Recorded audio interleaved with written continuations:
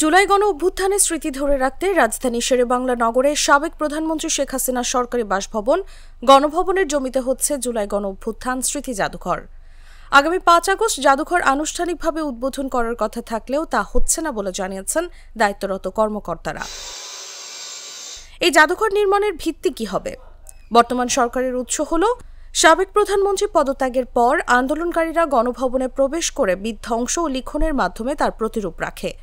বর্তমানে সেই ক্ষতচিহ্ন, গ্রাফিতি ও বস্তুর অবস্থা পরিবর্তিত রেখে সেটিকে প্রদর্শনীর অংশ হিসেবে রাখা হবে। ইতোমধ্যে একটি কমিটি গঠন করা হয়েছে জাদুঘর রূপান্তর ত্বরান্বিত করার লক্ষ্যে। জুলাই নিয়ে অনেক কিছু থাকবে, জুলাইয়ের আইকনিক ছবিগুলো থাকছে, জুলাইয়ের গল্পগুলো থাকছে।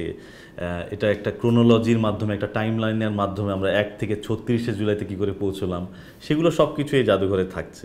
কিন্তু এর আগে আপনাকে যেটা বলেছি, জাদুঘরের বাড়তি জায়গাটা হচ্ছে কিন্তু ফিরে দেখা এবং সেই লম্বা সময়ে 16 বছরের অপশাসন, দুঃশাসনকে ফিরে দেখা।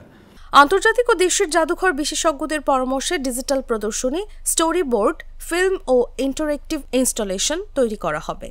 এর পাশাপাশি একটি আয়নাঘর নামক গোপন হেফাজতি কেন্দ্রের পুনর্নির্মাণ করা হবে, যেখানে রাজনৈতিক বন্দীদের রাখা হতো বলে দাবি করা হয়। মানুষের গণতান্ত্রিক চিন্তার জন্য একটা ফোরাম হিসেবে ব্যবহৃত হতে পারে। এখানে মঞ্চ থাকবে, এখানে নানা রকম অনুষ্ঠান হবে, কথোপকথন হবে।